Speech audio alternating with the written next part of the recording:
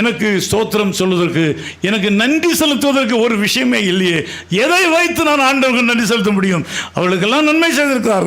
என் கண்கூடாக குழந்தையாக இருந்தவர்கள் வளர்ந்து இன்றைக்கு பெரிய உத்தியோகத்தில் இருக்கிறார்கள், ஏராளம் பணம் சம்பாதிக்கிறார்கள், ஏராளமான சொத்துக்கள் இருக்கின்றன, அவர்களுக்கு எல்லாம் இருக்கிறதாகவே அவர்கள் ஆண்டவரை ஆராதிக்கிறார்கள்.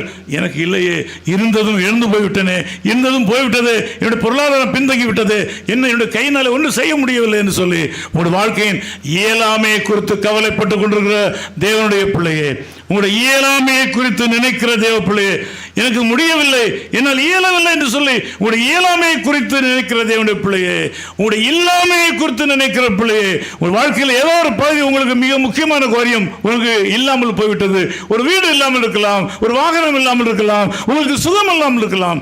வாழ்க்கையில் ஏதோ ஒரு காரியம் மிக மிக முக்கியமான ஒரு பகுதி உங்களுக்கு இல்லாமல் போயிருக்கலாம்.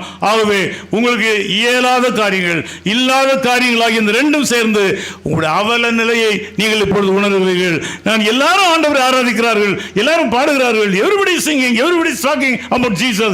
நான் எனக்கு ஆண்டவரை பற்றி சொல்வதற்கு ஒன்றுமே இல்லையே, நான் இழந்து போய் எல்லாம் இருக்கிறேன் என்று சொல்லி, நான் நினைத்த காரியங்களை என்னால் செய்ய முடியவில்லையே, நினைத்த காரியங்கள் கிடைக்கவில்லை என்று சொல்லி, கிடைக்காத காரியங்களுக்காக, செய்ய முடியாத காரியங்களுக்காக கவலைப்பட்டுக் கொண்டிருக்கிற கர்த்தருடைய பிள்ளையே, ஆண்டவர் இந்த காலைகளிலே மிக தெளிவாய் உங்களோடு பேசுகிறார். இந்த கர்த்தருடைய பந்தியில் நீங்கள் பங்கு பெறும்போது உங்களுக்கு புதிய அனுபவத்தை கொடுப்பார். உனக்கு எட்டாத காரியங்களை செய்வேன் சொல்கிறார். தேவனுடைய பிள்ளையே, உனக்கு எட்டாத காரியம், எட்டி நினைத்து பார்க்க முடியாது, உனக்கு எண்ணத்துக்குள்ளே வராத காரியங்கள், நான் அப்படி பல காரியங்களை ஆண்டவரிடத்திலிருந்து பெற்றிருக்கிறேன். ஆகவேதான் நான் உங்களுக்கு தைரியமாக சொல்கிறேன், கர்த்தரை நம்புங்கள், இயேசு கிறிஸ்துவின் வாருங்கள், அவருக்கு பிரியம்